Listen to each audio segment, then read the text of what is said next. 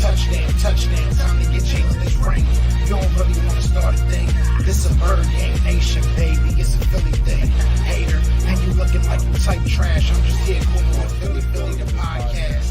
And we can call a man dog or watch Miles score off the handoff. Rest of the division, your man saw Jackson like Sean, hunting like Randall.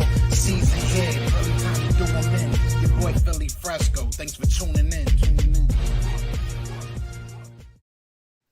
What is going on, you guys? It's your boy Joe Castro, aka Philly Fresco, and it is Philly the podcast, man. So today we are joined, as always, with my guy Shaky B. But today we have a very special guest. I know he doesn't like this word, but we got a legend in here, man. In my opinion, we got Mr. Derrick Gunn, D Gunn. How's it going, man? Welcome back to the show. Hey, first of all, legend, Mister. I mean, come on, man. Y'all trying to embarrass a brother or what, man? Come on. No, but good to talk to you guys again, man. Let's go back to the intro. I was digging that intro you guys had for your show, man. I like that, man. That's me. That's with the bars. I had to put some music talent on display. I appreciate that. It always feels good. Yeah. But let's hop right into it, man. Football is back. It's a beautiful time. It's a beautiful time to be an Eagles fan, I guess, depending on how you're looking at it. But I want to ask you a question, not necessarily pertaining to football, but this season, right. Extra game, a new landscape, new team, new coaches. How did you handle this offseason? Did you enjoy it a little bit more knowing you got to put in an extra week of work for this season? You know what? I could watch football year round. I don't care if it's high school, college, pro. I could watch football all the time. But it's also intriguing because it's a team and an organization that is now unexpectedly going in a completely different direction. Nobody thought the franchise quarterback and the coach who won your only Super Bowl would not be here in 2021. They've changed a lot of the personnel. They're going with the Kitty Brigade now in a lot of ways. And so we're journeying into the unknown, I know a lot of people like to sit and size up, how many games we're going to win and how many we're going to lose, but you really don't know with this team. There's so many ifs with this team. If Jalen Hurts can answer the challenge of Nick Sirianni, if the young receivers can step up, what's the linebacking situation like? Is the back end of the defense better with the addition of Steve Nelson, back there with that group? The offensive line, can they stay healthy? Who's your left tackle? It's like a daytime soap opera, man, but it's intriguing because it keeps the conversations flowing. Definitely. And now you did bring up Nick Sirianni. I think that a lot of Eagles fans, a lot of Eagles media put a lot of onus on Nick Sirianni, which is, rightfully so. He is the leader of this team now. But I want to ask you, kind of looking at these other coaches, we have a lot of young coaches. Is there anyone that kind of sticks out to you that you're kind of like, I want to see what this guy is going to become as far as a coach goes? Yeah, the defensive coordinator, Gannon. I want to see what he's going to be like. He talks. He's a great pep talk coach when he's at the podium. All right, now let's see if he can get the guys to play up to his expectations. As you guys know, it is an offensive-minded game that we watch nowadays, but there's some teams that really still excel at defense. And let's see if he has the personnel to attack the way he wants to attack, to cover the way he wants to cover, to defend the way he wants to defend. It remains to be seen. I still think they're a little thin in the depth department on defense. A lot of questions in the depth department, a lot of questions in the starting in a lot of cases. So it's going to be interesting to see if this defense thoroughly grasps what he's trying to get across to them right away. And, when you look at those first 4 games of the season that this team is facing, we're going to find out real quick. You start off in Atlanta. And then you have San Francisco at home, and San Francisco healthy is a monster. They like to play bully ball on both sides of the football. Then you've got a Monday night encounter down in Dallas against that offense, and then you have Andy Reid and the Kansas City Chiefs back home, So you couldn't ask for, I don't want to say a worse start to the season, but a more interesting start to the season to find out exactly what are the strengths of this team and what are the weaknesses of this team. I mean, you just listed those teams off right there. It kind of looks a little scary, but like you said, it's a test. It'll show us what this team's made of. But last time we had you on, Carson was still on the team, and then we had this long offseason that went by. Do you think with like the coaching hiring, the free agent pickups, and like the draft picks we had, that Howie kind of redeem himself or like cover up this crazy, bizarre beginning to the offseason that the Eagles had? The only way we can answer that question is watch how the team performs. That's the only honest way you can answer if Howie redeemed himself in any way, shape, or form. We kept hearing all these rumors about the Eagles interested in Deshaun Watson, and everybody I talked to said yes, the Eagles had legitimate interest in Deshaun Watson. But do you want to give up a boatload of high draft picks for a guy who may miss 4 games, 8 games? He might be suspended the whole season.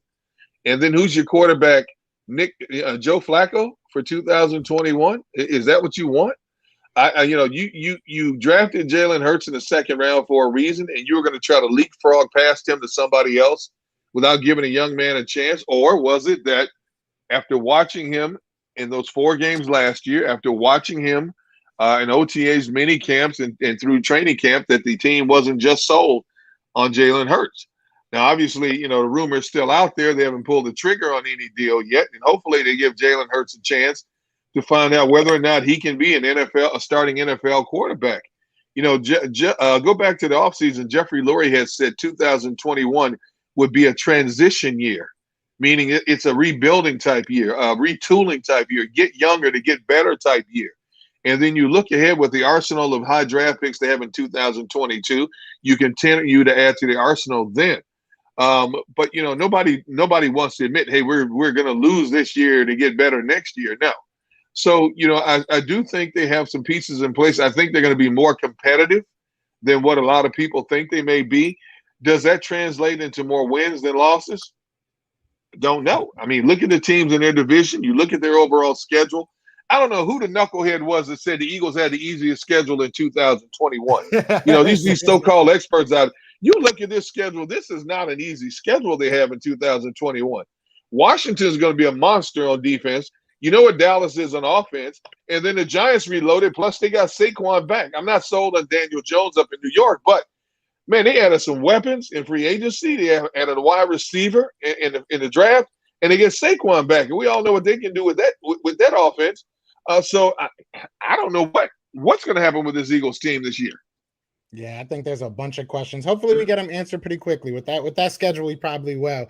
Now, I do want to transition a little bit back to this new staff, right? We're probably halfway through this training camp now, probably a couple more weeks to go. We've seen some short practices. We've seen some very unique styles of coaching. Obviously, you went through training camps before with different coaches. Is there anything you're seeing like from these coaches or hearing about these coaches that kind of sticks out to you to being unique to this coaching staff that we have? Not so much unique, but efficient. They're very efficient. Practices in a lot of cases are shorter. They get their points across.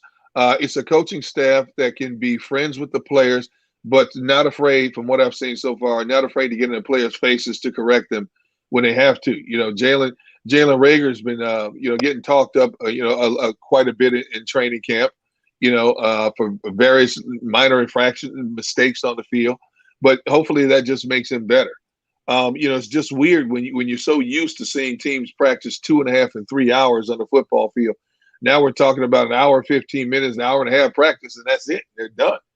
But I understand what they're doing. They're trying to keep these guys healthier. If you look at the volume of injuries across the National Football League in the last 5 years, and this is before you even hit the ground running in the regular season, you want to make sure you have your frontline players as healthy for as long as you can, because let's face it, every team in the league is going to lose somebody of significance along the way. It's just unavoidable. It's going to happen.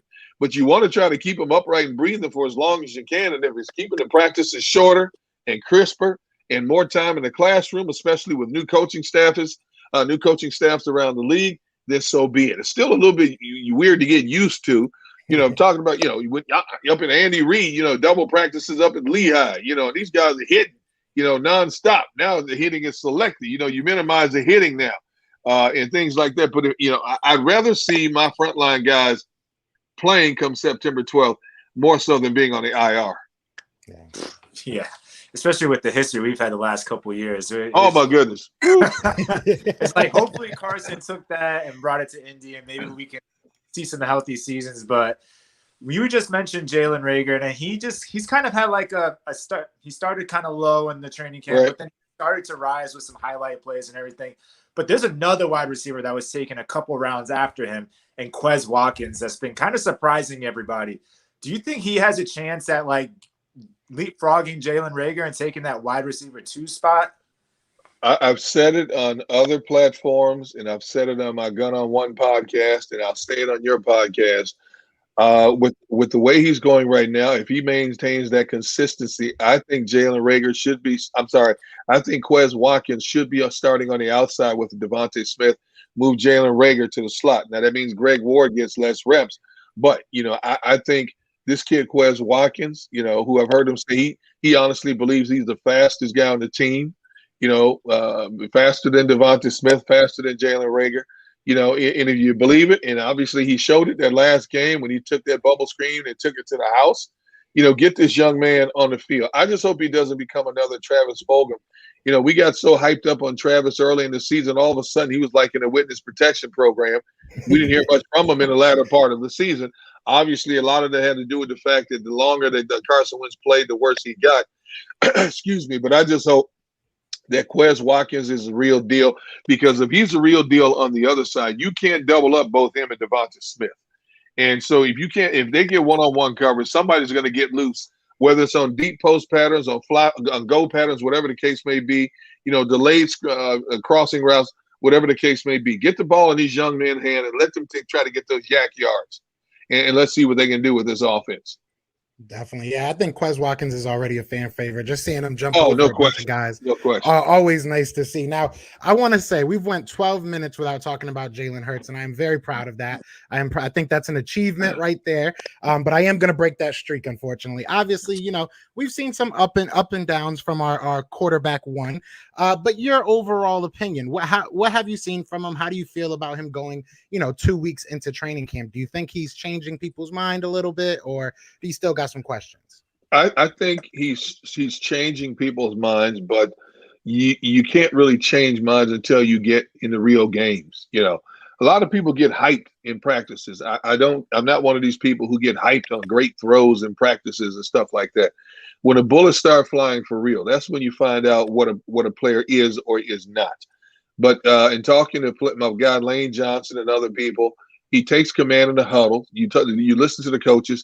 He has studied the playbook all of. He's taken it serious. I mean, when you think about the pressure that's on this young man, he only has 4 games of NFL experience under his belt.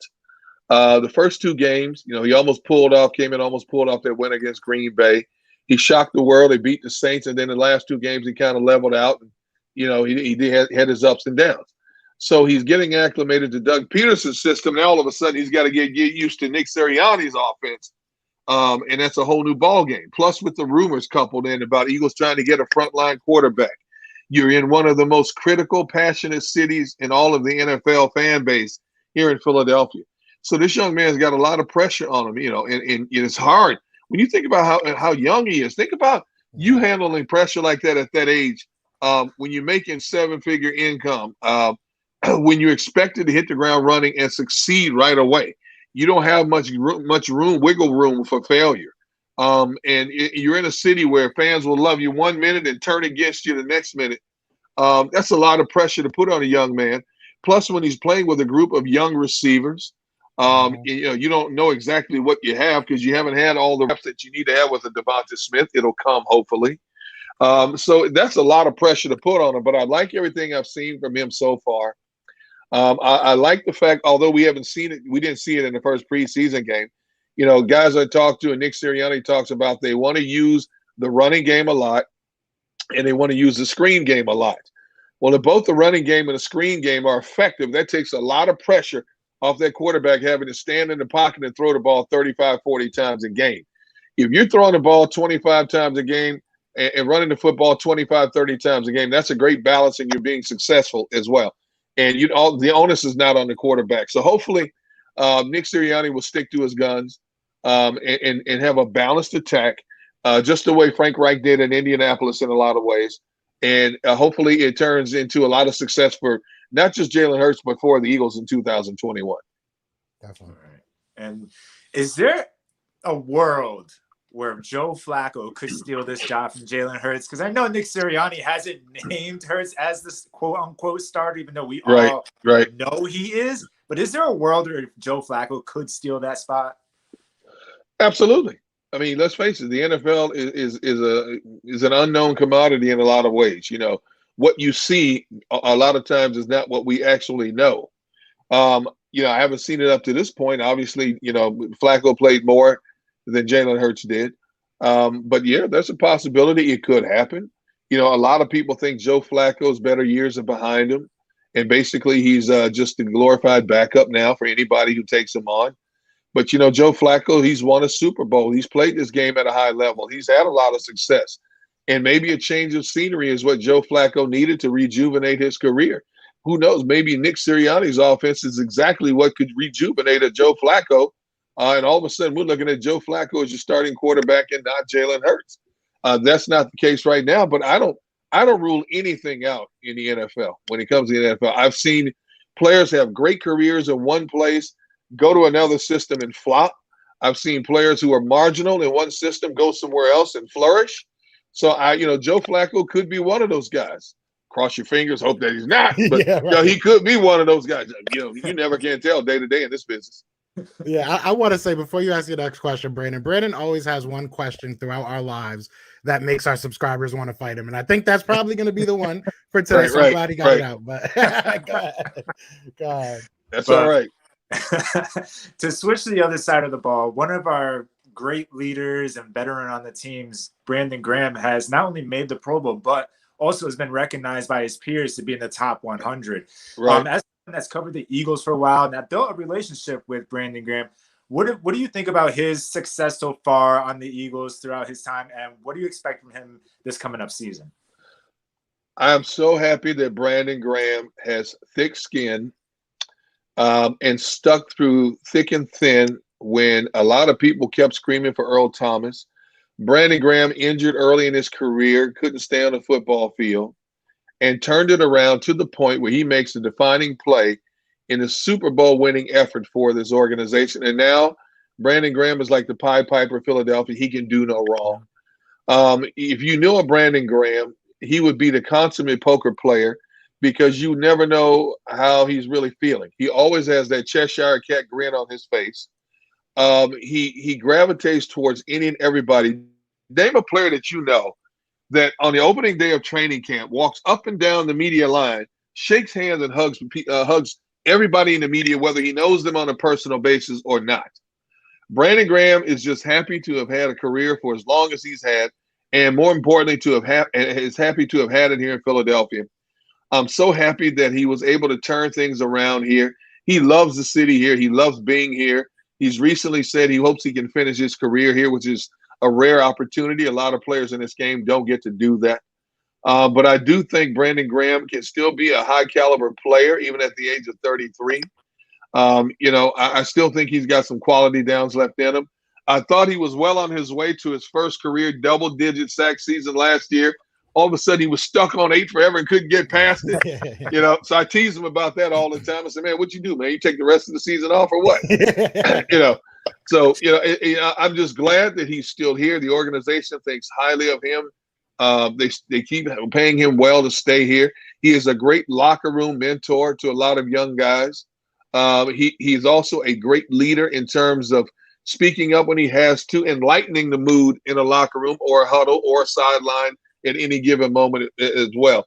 So if there's anybody on this team that I'm so proud to still see here in Philadelphia, is Brandon Graham, because of what he's been through, how he's overcome it, and where he is right now in terms of a fixture in this community. Yeah, you said it perfect. Like Brandon Graham's one of those guys. Like I will never ever make a video or make a statement saying he's in any trade proposal, anything. That guy is Philadelphia. I love that guy, and I love watching you guys speak. Like that's probably half of the entertainment. It's an amazing thing. So you said this earlier that a lot of people make a lot about record predictions and what their season's going to look like. But I want to ask you, what do you think is a good or a realistic, I should say, measure of success for this Philadelphia Eagles team? Close to 500. They could surprise. Now, does that mean 8-9 or 9-8? With that odd game now, remains to be seen. I think if this team can be close to 500, again, when you look at the schedule, when you look at what's in their division, now Dallas, I still think they have a lot of work to do with their defensive personnel, but Dallas is loaded on offense. And the fact that they got Michael Parsons down the middle of that defense to go with Van Der Esch and Jalen Smith at linebacker, Dallas's linebacking core is going to be lights out. Dallas's linebacking core is going to be the cornerstone of that team. You look at what Washington's done. A lot of Ryan Fitzpatrick is hot or cold, but they added Curtis Samuel to go along with Terry McLaurin, who's been a nightmare for this Eagles organization. Yeah. You look at what the Giants did. They go out and get Kenny Golladay, and then they draft a kid in the first round to go with Sterling Shepard and Saquon Barkley. And so it's a wide open entity. I mean, Giants, they split with the Giants last year. I'm more fearful of Jones up in New York running the football than I am him throwing the football. You saw what he did last year running the football against this team. He had that long run, and of course he got the phantom tackler got him on one game, and then he took one to the house the next game. Definitely. So Daniel Jones, you give any quarterback more weapons, more quality weapons, he can elevate his game. And the Giants have done a great job giving them offensive weapons. So it's going to be tough, man. But you look at some of the additions the Eagles made on defense. They got some young talent in the trenches. I like T.Y. McGill, who's coming along. The young kid they got out of Louisiana Tech, Milton Williams. I like him. Now you got Steve Nelson to go along with complement with Darius Slay. Steve Nelson had an off year in 2020 in Pittsburgh, but 2019 he had a great season. You got Anthony Harris on the back end of that defense. So if things are looking better. If they get a nice rotation on the defensive line of players, Josh Sweat's pushing Derek Barnett for starting time. That's still a nice trio of DNs, to work with. If the defense can hold its own against some of the teams they're going to face and give the offense a chance to do some damage, I think this team has the capability of surprising a lot of people. Now, you have an extra playoff team. I'm not looking at this Eagles team as a playoff team for 2021, but I wouldn't be shocked because of what we see across the board in the National Football League. There's always that one team that nobody expects that rises up and slips in the back door of the playoffs and makes some waves. Could the Eagles be that team in 2021? I'm not going to rule against it at this point. Yeah. And to kind of keep on those free agents that you were just talking about on defense, is there anyone in particular that has either caught your eye so far that you're excited to see out there on the field? Has to be Josh Sweat. Has to be. Josh Sweat's elevated his game. Josh Sweat is so quick coming off the football. I think Josh Sweat has a chance to have double-digit sacks this year, depending on how much he plays. I really do.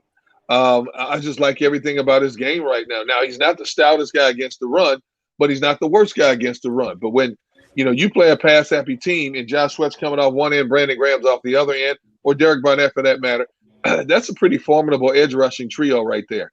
And so I like how Josh Sweat has matured, elevated his game. I hope he gets significant – well, more importantly, I hope he can stay healthy.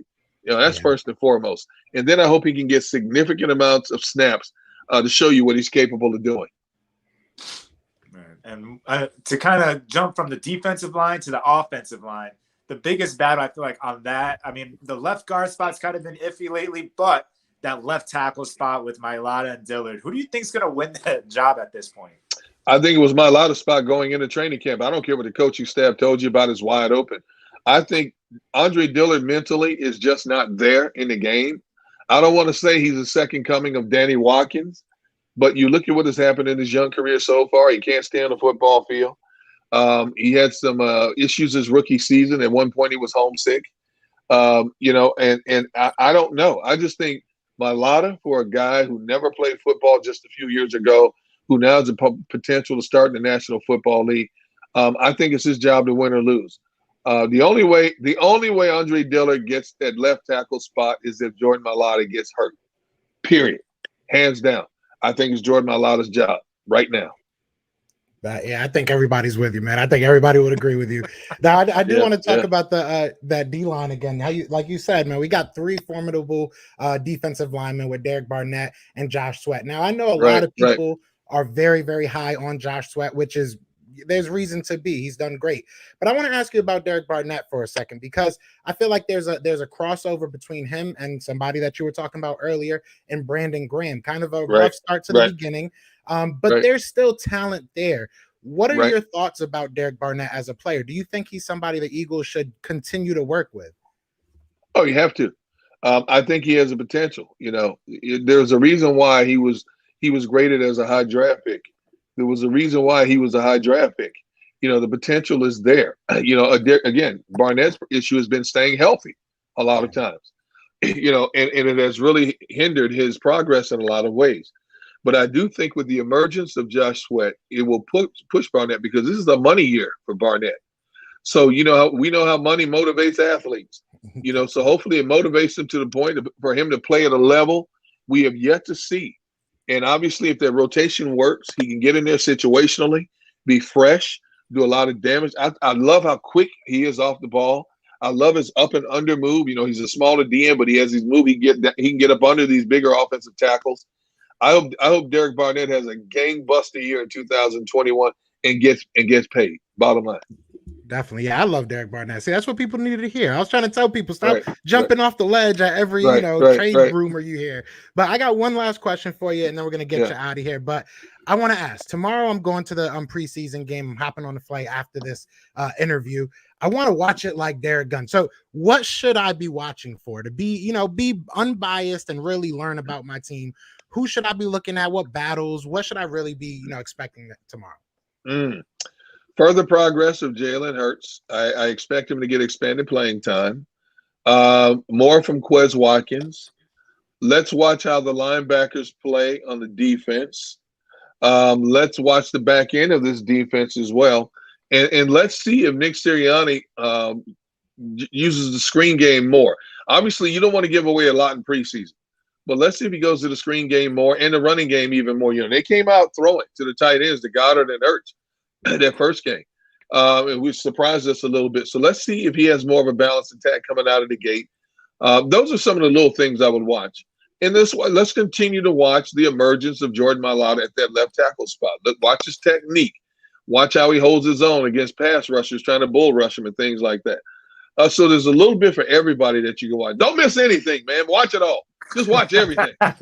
Don't miss anything. Don't hone in on just one thing. Observe everything and critique it. Definitely, yeah. I'm gonna try and soak it all up, man. Try and really enjoy the moment. But I appreciate you, D Gun, coming on here. Second time, man. Second time, your family. First time, you're just a friend. Now you're family. So welcome to the family. We really do appreciate it. And everybody that is in the chat, be sure to click the pinned link. It is a link to all of his channels, his YouTube, his podcast, everything. He has a great one coming up with Trey Thomas, I believe, if it's not already out. So definitely go watch that, because shout out to Trey Thomas on that amazing honor. But again, Derrick Gunn, thank you so much, and keep up the great work, man. Well, you guys keep doing what you do, man. I'm proud of you guys. Keep doing what you do. And you just never know where it might take you. And hey, anytime I can help you guys out, just let me know. Thank you so much, man. And again, thank you to everybody watching. Be sure to hit that like, hit that subscribe. But y'all know what it is, man. We are out of here. It's Fly Goes Fly. Peace.